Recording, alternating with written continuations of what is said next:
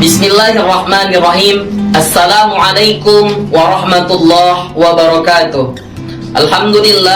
Alhamdulillahilladzi hadana lihadza wa ma kunna linahtadiya laula an hadanallah.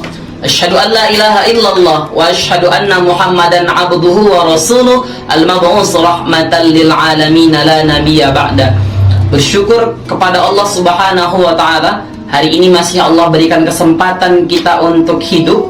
Allah masih memberikan kita kesempatan untuk senantiasa semakin meningkatkan amal ibadah kita kepada Allah Subhanahu wa ta'ala. Dengan kesehatan yang Allah berikan kepada kita, menuntut kita untuk senantiasa tetap taqarrub ilallah, semakin mendekatkan diri kita kepada Allah Subhanahu wa ta'ala. Salawat berangkaikan salam marilah kita hadiahkan kepada junjungan alam baginda Rasulullah Muhammad sallallahu alaihi wasallam.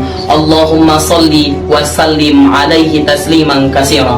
Semoga kita yang senantiasa memperbanyak bersalawat di hari Jumat ini akan diberikan syafaat kepada diri kita oleh baginda Rasulullah Muhammad sallallahu alaihi wasallam di yaumil akhir kelak nanti. Amin ya rabbal alamin. Pada kesempatan kali ini, izinkan saya untuk menyampaikan satu tema yang berkaitan dengan hakikat rezeki, di mana ada satu pernyataan yang mungkin bisa dikatakan membuat kita tidak percaya dengan apa yang ditetapkan oleh Allah Subhanahu wa ta'ala kepada hambanya. Pernyataan yang membuat kita itu jadi semakin tidak mengerti bagaimana memahami konsep di dalam kehidupan ini. Ada orang yang mengatakan ketika ia mendapatkan sakit, sebenarnya ia dilaknat oleh Allah. Pernyataan seperti ini adalah pernyataan yang salah, di mana Nabi menyampaikan bukan orang yang mendapatkan penyakit sedang dilaknat oleh Allah, namun sebenarnya Allah sedang mengampuni dosa-dosanya. Ma yusibul mu'minu min nasabin wala wasabin wala saqamin wala sauqin yastaquha. Lemah hati, gundah gulana, sakit hati, sakit fisik, bahkan duri yang menusuk kaki sekalipun, itu adalah cara Allah untuk menghapuskan dosa-dosa seorang hamba. Jadi pernyataan kontroversial ketika orang mendapatkan amanah sakit dari Allah, ia mengatakan dirinya sedang dilaknat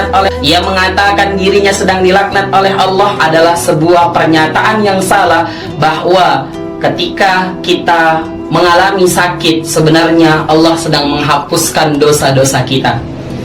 Hadirin yang dimuliakan oleh Allah Subhanahu wa ta'ala, cara pandang yang seperti ini sama dengan ketika hendak kita mendapatkan rezeki dari Allah Subhanahu wa ta'ala. Ada orang yang mengatakan ketika ia mendapatkan uang, maka ia mendapatkan rezeki dari Allah Subhanahu wa ta'ala. Dan ketika dia tidak mendapatkan uang, maka dia tidak mendapatkan rezeki dari Allah Subhanahu wa ta'ala. Rezeki bukan hanya uang. Wa ma min dabbatin fil ardi illa 'alallahi rizquha. Semua binatang, semua yang melata di atas muka bumi Allah, telah Allah jamin rezekinya. Di dalam surah Hud ayat 6 ini, Allah jamin rezeki bukan hanya untuk seorang manusia, tapi juga binatang melata sekalipun telah Allah jamin rezekinya. Maka hadirin jamaah yang dimuliakan oleh Allah Subhanahu wa ta'ala, rezeki itu bukan hanya sekedar uang. Teman yang soleh, yang senantiasa mengingatkan kita untuk melaksanakan sholat, teman yang menegur kita ketika kita salah, teman yang senantiasa membawa kita untuk semakin dekat kepada Allah, itu juga termasuk rezeki.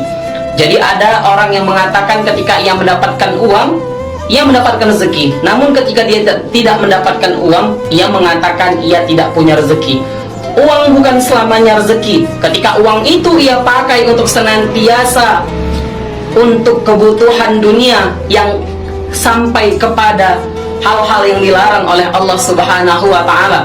Ia jadikan uang itu untuk bermaksiat, ia gunakan uang itu untuk berjudi, ia gunakan uang itu untuk senantiasa berfoya-foya, ia gunakan uang itu untuk berzina. Lantas uang itu bukan menjadi rezeki, namun menjadi laknat dari Allah Subhanahu wa Ta'ala.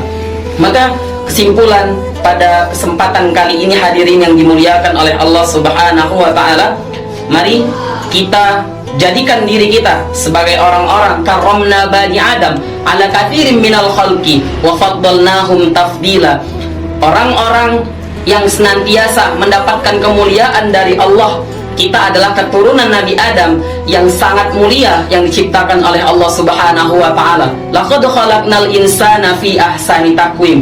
Kitalah orang-orang yang senantiasa manusia yang paling dimuliakan, yang diciptakan oleh Allah Subhanahu wa Ta'ala. Maka kesimpulan yang ingin saya sampaikan pada kali ini adalah, mari sama-sama kita konsepkan dalam diri kita bahwa rezeki itu bukan hanya sekedar materi, tapi rezeki adalah bagaimana kullu ma yuntafa'u bih, yang memang bermanfaat untuk akhirat. Itulah rezeki yang senantiasa kita gunakan di jalan Allah Subhanahu wa Ta'ala. Mungkin sampai di sini saja kajian siang hari ini. Hadanallahu wa iyyakum ajma'in ilal iqama salama. Wassalamu alaikum warahmatullahi wabarakatuh.